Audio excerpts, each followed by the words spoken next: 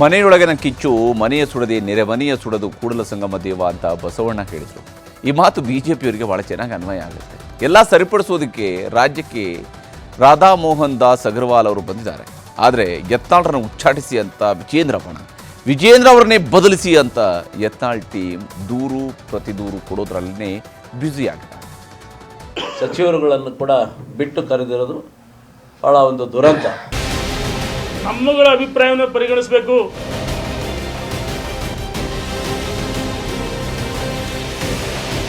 ಕರ್ನಾಟಕ ಬಿಜೆಪಿಯೊಳಗಿನ ಬೇಗುದಿಗೆ ಯಾರ ಕೈಯಲ್ಲೂ ಮದ್ದು ಅರಿಯೋಕೆ ಆಗ್ತಿಲ್ಲ.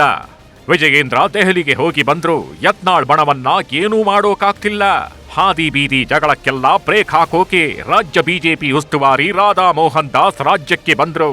ಆದ್ರೆ ರಾಧಾ ಮೋಹನ್ ದಾಸ್ ಬಂದ ದಿನವೇ ಬಣ ರಾಜಕೀಯ ಜೋರಾಯಿತು. ಬಿಜೆಪಿ ರಾಜ್ಯಾಧ್ಯಕ್ಷ ವಿಜಯೇಂದ್ರ ಪರ ಬ್ಯಾಟಿಂಗ್ ಮಾಡ್ತಿದ್ದ ಮಾಜಿ ಸಚಿವರುಗಳು ರಾಧಾ ಮೋಹನ್ ದಾಸ್ ವಿರುದ್ಧವೇ ಸಿಡಿದೆದ್ರು. ರಾಧಾ ಮೋಹನ್ ದಾಸ್ ನಮ್ಮನ್ನ ಸಭೆಗೆ ಆಹ್ವಾನಿಸಿಲ್ಲ ಅಂತ ಸಿಟ್ಟಾದ್ರು.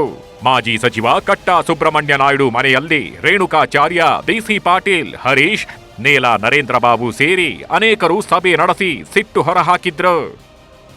ಕಾರ್ಯದರ್ಶಿಗಳಾದಂಥ ಡಾಕ್ಟರ್ ರಾಧಾ ಮೋಹನ್ ಅಗರ್ವಾಲ್ ಜಿಯವರು ಬೆಂಗಳೂರಿನಲ್ಲಿ ಶಾಸಕರ ಮತ್ತು ಸಂಸದರ ಸಭೆಯನ್ನು ಪಕ್ಷದ ಸಂಘಟನೆಯ ಕುರಿತು ಕರೆದಿದ್ದು ಕೇಳಿದ್ವಿ. ಇದರಿಂದ ಒಂಥರ ಆಘಾತ ಆಯಿತು.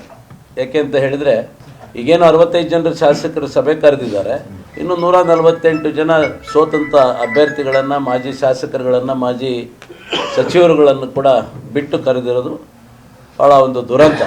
ಕೇವಲ ಶಾಸಕರ ಲೋಕಸಭಾ ಸದಸ್ಯರ ಅಭಿಪ್ರಾಯ ಸಂಖ್ಯೆ ಸಾಲದು. ನಮ್ಮ ರಾಷ್ಟ್ರೀಯ ನಾಯಕರಿಗೆ ಆಗಲೇ ನಾವು ವಿನಂತಿಯನ್ನು ಮಾಡಿದ್ದೀವಿ, ನಮ್ಮಗಳ ಅಭಿಪ್ರಾಯವನ್ನು ಪರಿಗಣಿಸಬೇಕು.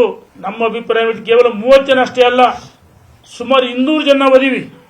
ಸ್ಪರ್ಧೆ ಮಾಡಿದರು, ಮಾಜಿ ಸಚಿವರು, ಮಾಜಿ ಶಾಸಕರು ನಮಗೆ ಪತ್ರವನ್ನು ಕಳಿಸಿದರೆ ಬರೋಕ್ಕೆ ಆಗ್ತಾ ಇಲ್ಲ, ಸಮಯ ತುರ್ತಾಗಿದೆ ಅಂತೇಳಿ ನಮಗೆಲ್ಲರೂ ಪತ್ರವನ್ನು ಕಳಿಸಿದ್ದಾರೆ.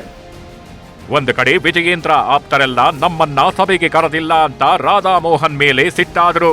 ಇನ್ನೊಂದ್ ಕಡೆ ಆಹ್ವಾನ ಕೊಟ್ರು. ಬಸನಗೌಡ ಪಾಟೀಲ್, ಯತ್ನಾಳ್, ರಮೇಶ್ ಜಾರಕಿಹೊಳಿ ಸೇರಿ ಅನೇಕರು ಬಿಜೆಪಿ ಕಚೇರಿಗೆ ಬರಲಿಲ್ಲ. ಕೊನೆಗೆ ರಾಧಾ ಮೋಹನ್ ದಾಸ್ ವಿಜಯೇಂದ್ರ ಬಣದ ಜೊತೆ ಸಭೆ ನಡೆಸಿದ್ರು.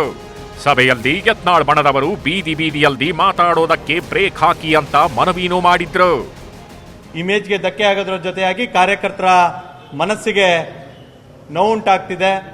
ಹಾಗಾಗಿ ಇದಕ್ಕೆ ತಾರ್ಕಿಕ ಅಂತ್ಯ ಆಗಬೇಕು ಅನ್ನೋದು ಪಕ್ಷದ ಒಳಿತಿಗಾಗಿ ಯಾರು ಹಾದಿ ಬೀದಿಲಿ ಮಾತಾಡ್ತಿದ್ದಾರೆ, ಗೊಂದಲಗಳನ್ನ ಮಾಡ್ಲಿಕ್ಕೆ ಪ್ರಯತ್ನ ಪಡ್ತಿದ್ದಾರೆ. ಆ ಗೊಂದಲಕ್ಕೆ ಒಂದು ತೆರೆ ಎಳೆಯುವಂತ ವಿಶ್ವಾಸವನ್ನ ಎಲ್ಲ ಶಾಸಕರು ಕೂಡ ಆಗ್ರಹಪೂರ್ವಕವಾಗಿ ಮಾತನಾಡಿದ್ದಾರೆ. ಬಿಜೆಪಿ ರಾಜ್ಯಾಧ್ಯಕ್ಷ ವಿಜಯೇಂದ್ರರನ್ನ ಬದಲಿಸಿ ಅಂತ ಯತ್ನಾಳ್ ಬಣ ಪಟ್ಟು ಹಿಡಿದಿದೆ. ಇನ್ನೊಂದ್ ಕಡೆ ರಾಜ್ಯಾಧ್ಯಕ್ಷರ ಆಯ್ಕೆಯ ಚುನಾವಣೆಗೂ ಹೈಕಮಾಂಡ್ ಸೂಚನೆ ನೀಡಿದೆ.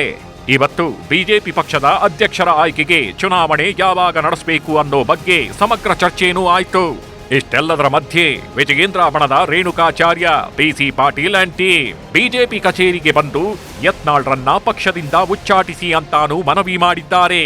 ಸದ್ಯಕ್ಕೆ ಬಿಜೆಪಿಯ ಬಣ ರಾಜಕೀಯಕ್ಕೆ ಬ್ರೇಕ್ ಹಾಕೋಕೆ ಸಭೆ ನಡೆದಿದೆ. ಬ್ರೇಕ್ ಬೀಳುತ್ತಾ ಇಲ್ವಾ ಅನ್ನೋದೇ ಸಸ್ಪೆನ್ಸ್. Bureau report, news 18.